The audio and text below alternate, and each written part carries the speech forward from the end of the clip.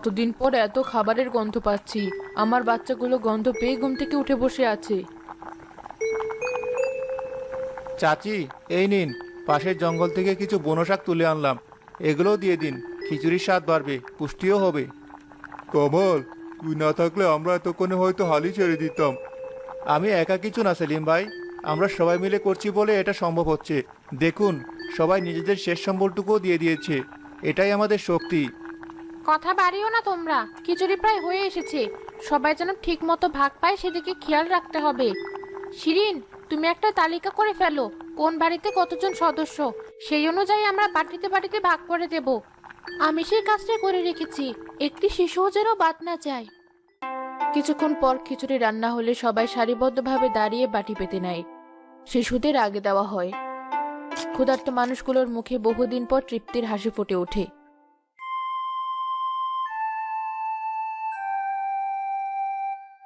হুজুর, গ্রামের লোকেরা একটা নতুন কাণ্ড শুরু করেছে।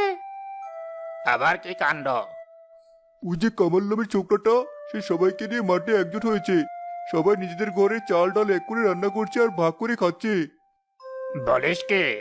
তাহলে তো ওরা আমার কাছে আর সাহায্যের জন্য আসবে না। আমার ক্ষমতা তো তাহলে কমে যাবে। ঠিক তাই হুজুর, সবাই এখন কামালের প্রশংসায় পঞ্চমুখ। আপনাকেই তো বরং সবাই গালাগালি করছে, বলছে মাথা পড়ে একটা শয়তান। এত বড় সাহস! আমার গ্রামে আমার বিরুদ্ধে ষড়যন্ত্র! এটা এখনই থামাতে হবে। যা, তোরা দুজন এখনই যা, কি ওদের রান্না বান্না সব বন্ধ করে দে, হাড়ি পাতি সব উল্টে ফেলে দে। কিন্তু হুজুর, গ্রামের সব মানুষ ওখানে একজোট হয়ে আছে, আমরা দুজনকে কিছু করতে পারবো কি? যা বলছি তাই কর। বলবে এটা আমার হুকুম। গ্রামের মাঠে এসব চলবে না। যদি ওরা কথা না শোনে তাহলে ভয় দেখাবি, বলবি সবাইকে গ্রাম থেকে বের করে দেওয়া হবে। জি হুজুর, আমরা এখনই যাচ্ছি।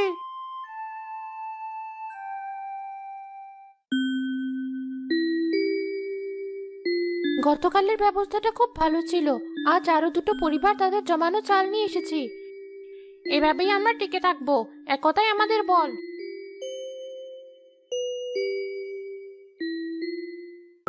এই, কি হচ্ছে এখানে? বন্ধ করো এসব। কি হয়েছে জামাল ভাই? আমরা তো আমাদের মতো করে খাবারের ব্যবস্থা করছি, এতে আপনাদের সমস্যা কি? সমস্যা আছে। মাতব্বর সাহেবের হুকুম, এই মাঠে এসব রান্না বান্না চলবে না। এখন এসব বন্ধ করো। কেন চলবে না? এই মাঠ কি মাতব্বরের একার সম্পত্তি? এটা গ্রামের সবার। আমরা আমাদের জায়গায় রান্না করছি। মুখে মুখে তর্ক করিস না পারবিন, যা বলছি শোন, না হলে ভালো হবে না। আমরা কিন্তু ওই হাড়ি উল্টে ফেলে দিতে এক মুহূর্ত দেরি করব না।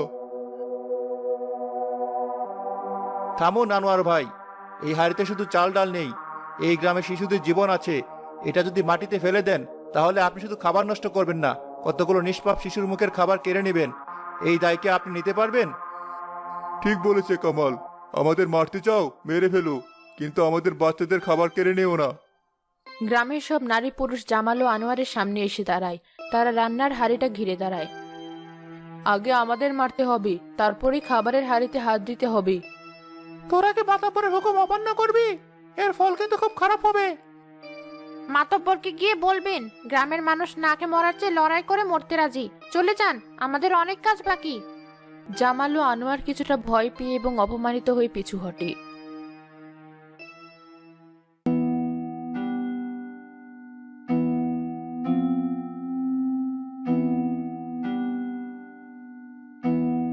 কে?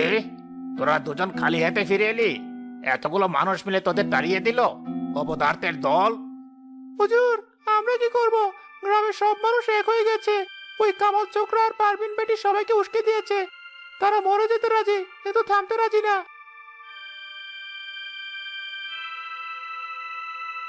হুম, তাহলে অন্য পথ ধরতে হবে। ওদের খাবারের উৎস বন্ধ করে দিতে হবে। ওরা চাল ডাল পায় কোথেকে? সবাই নিজেদের ঘর থেকে তো দিচ্ছে হুজুর। তাহলে এখন থেকে আর কেউ নিজের ঘর থেকে কিছু দিতে পারবে না।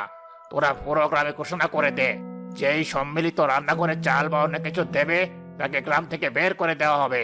তার জমি জমা সব আমি বাজেয়াপ্ত করব। এটা কি ঠিক হবে হুজুর? এতে তো গ্রামের মানুষ আরো কেঁপে যাবে। চেপে গেলে যাবে, না খেয়ে থাকলে 2 দিন পরে কামাল আর পারভিনের কথাই ভুলে যাবে সব। তখন আবার আমার পায়ের এসে পড়বে। যা, এখনই ঘোষণা করে দে, আর গ্রামের সব প্রবেশ পথে পাহারা বসা। বাইরে থেকেও যেন কোনো সাহায্য আসতে না পারে। জামাল ও আনোয়ার অনিচ্ছা সত্ত্বেও হুকুম পালনে বেরিয়ে যায়।